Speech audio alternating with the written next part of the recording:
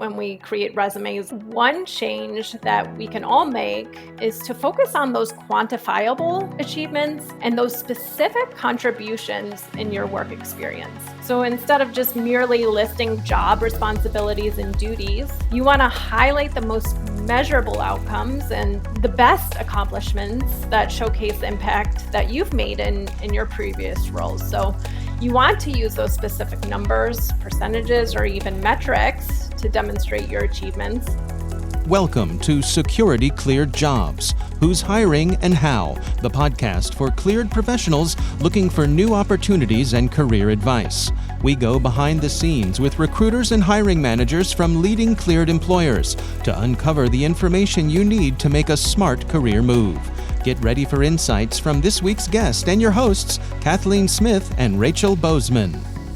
Greetings, my wonderful listeners. This is Kathleen, and by my side is, of course, my better half co-host, Rachel. Rachel, how are you today? You are just too sweet, Miss Kathleen. And you know what? I'll take it. Let's go to a podcast. Well, just don't tell my husband that, I called you my better half. Our secret.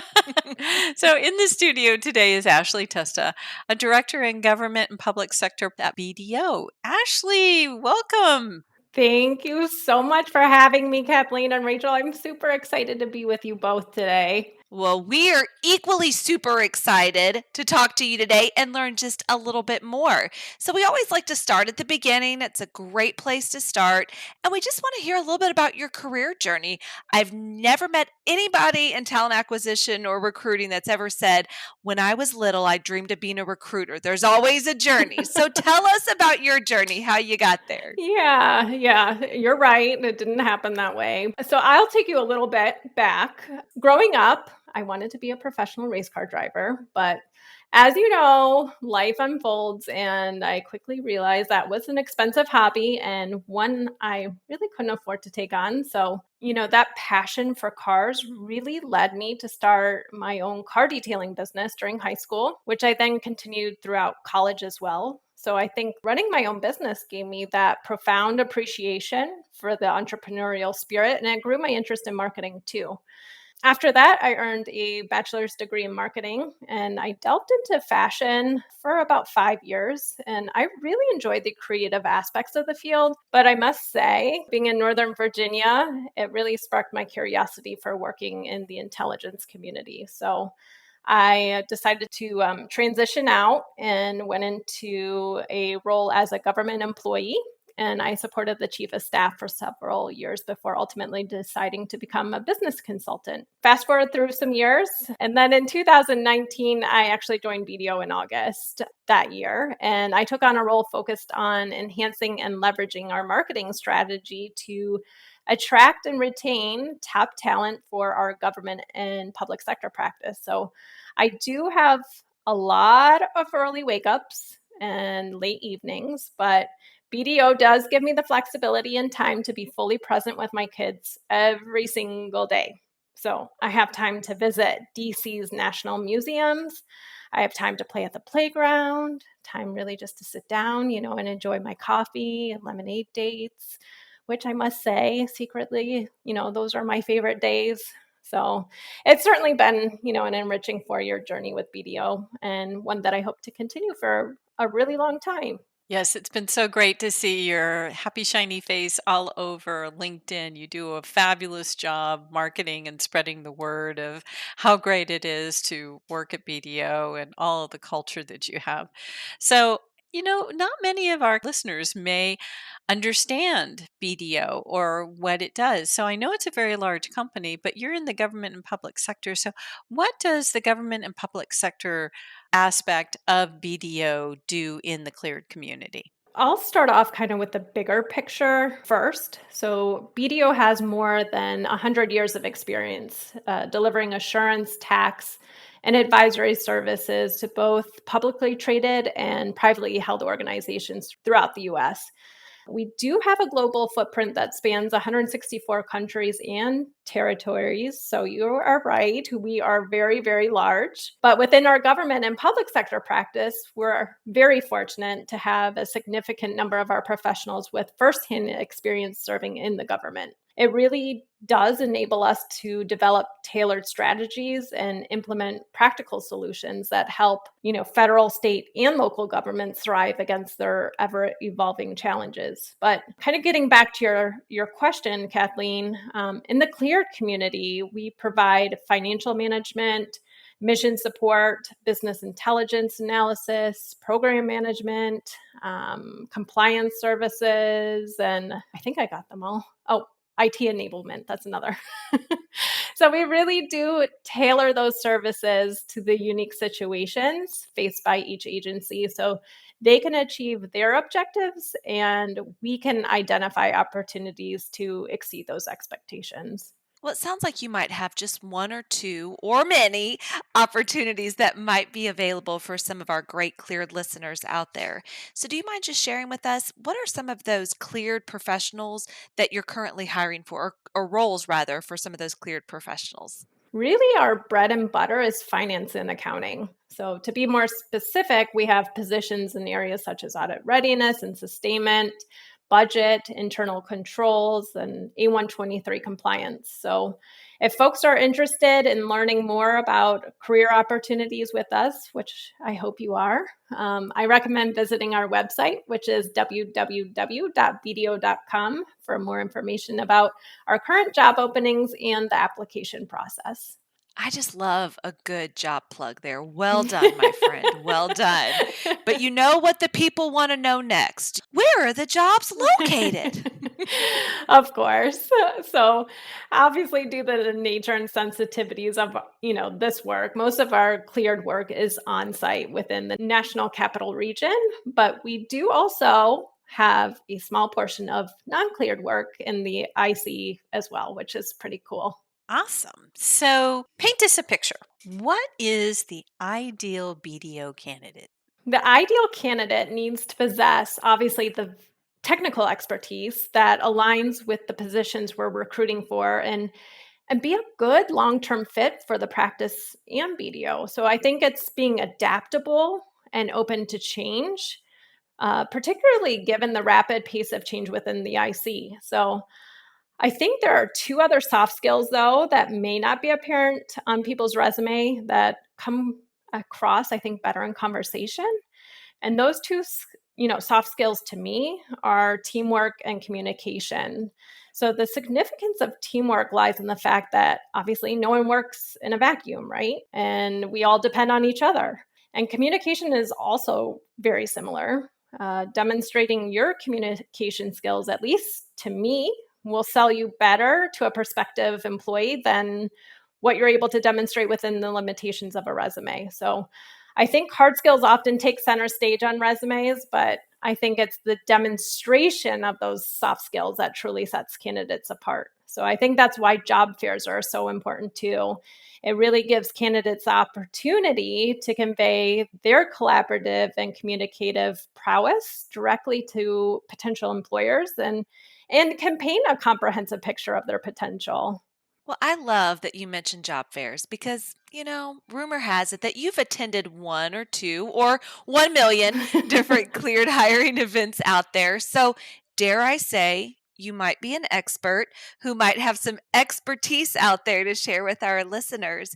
So, could you tell us what a job seeker can do at those hiring events to stand out in a good way? Nobody wants to be that job seeker at the hiring event. They want to be on the good side. So That's tell right. us how you become one of those good job seekers at those hiring events. I have, like you had mentioned, I've been attending career fairs with ClearedJobs.Net, I think for about 2 years now. So these fairs really provide an excellent networking opportunity, and it really gives an opportunity for candidates to be proactive, confident, and approachable. So, a good way a job seeker can achieve this is by creating a concise and compelling elevator pitch. It allows candidates to highlight their skills and experience and gives them an opportunity to express why they're interested in joining a company.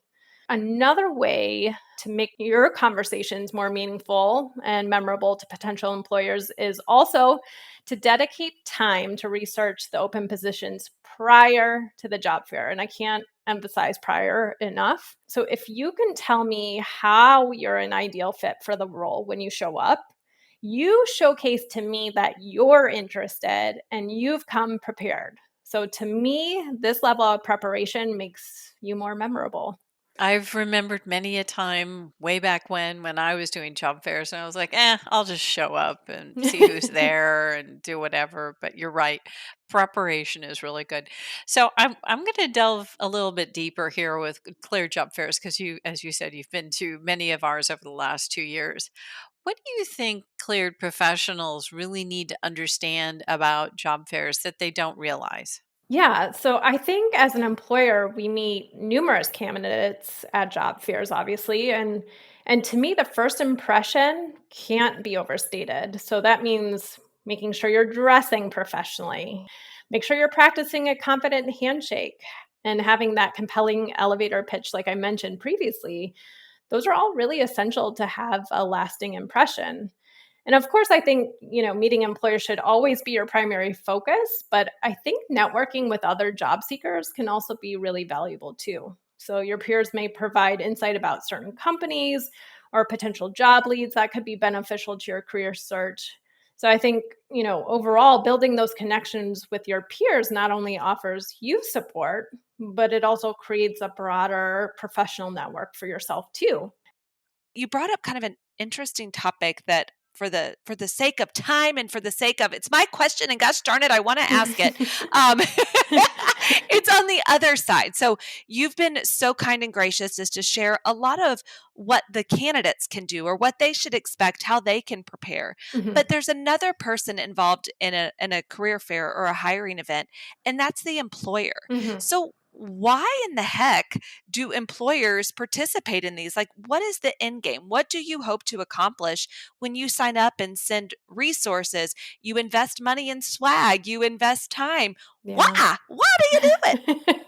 Yeah, it's a great investment, I think. Our main objective obviously is to attract those qualified and talented candidates who align with our core values and possess the necessary skills and experience our clients are looking for.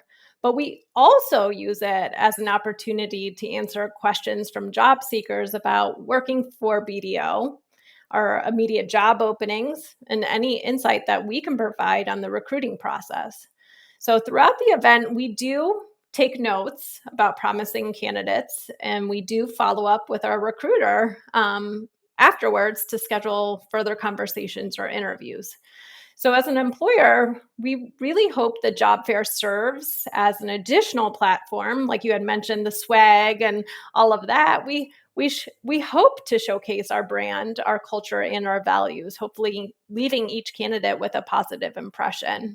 Well, I know you do that because BDO has been voted best recruiter a few times. So, congratulations on that. Thank you. You've seen a lot of resumes. What is Mhm. one change you think that most cleared professionals could make to their resumes to sell themselves better? There's a lot of things that we should all focus on, right? When we create resumes, even if it's for government clients or if you're trying to find a new job. But I think one change that we can all make is to focus on those quantifiable achievements and those specific contributions in your work experience. So instead of just merely listing job responsibilities and duties, because obviously most people do it, you want to highlight the most measurable outcomes and the best accomplishments that showcase impact that you've made in your previous roles. So you want to use those specific numbers, percentages, or even metrics to demonstrate your achievements, which I think provide a more compelling representation of your skills and capabilities. So to me, I think this approach helps us as employers understand your value and how you can contribute to an organization as well. I told you there was some struggles with the mute button today. The struggle equals real on there. But I know what a lot of folks, I'm glad they got off mute because they know they want to hear this question. And it's, how in the world can listeners get in touch with you and your team if they have more questions about career opportunities? So, Kathleen talked about how I post on LinkedIn multiple times a week, but if you're interested in gaining insight into what it's like to work for BDO's government and public sector practice, I really want to invite people to follow me on LinkedIn. So you can find me on there by typing in Ashley Testa, or you can obviously Google me as well, Ashley Testa BDO, and you'll find me on there. So feel free to follow me, follow along on the journey as well. Yeah, she's got lots of great pictures of all the great BDO events, so I always love looking forward to them.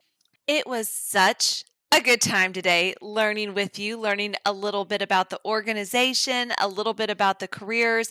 And now I'm super fascinated to hear a little bit more, even about your journey from race car driving to fashion guru expertise. Don't forget the detailing company. Oh, the entrepreneur in you. The So it entrepreneur. was, I love it. It's just always so much fun to hear the journey. And I think it's inspiring to those that just get to hear a little bit about how your plans can change and how things can work out. So thank you for spending some of your time with us this afternoon. Definitely enjoyed it and appreciate you coming on.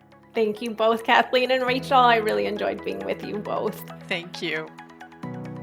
That was a really great deep dive with BDO about job fairs, because BDO has gone to so many of our job fairs, and I really loved all of the great tips about preparing and being strategic and understanding why you're going to a job fair. Rachel, what did you learn today? I learned an awful lot. And I think the thing I appreciated most about our conversation was how to be most strategic or how to really approach a job fair. And I really appreciate what a job seeker can do to be effective there. So I really appreciate Ashley's insight. We are hopeful that we are useful to you, and we are hopeful that you are going to come back and listen for another day. So thank you so much for stopping by for this go round. Make sure you get out there and tell a friend or two about this podcast. We don't want you to miss one single show. Have a good one. Bye-bye. Bye-bye.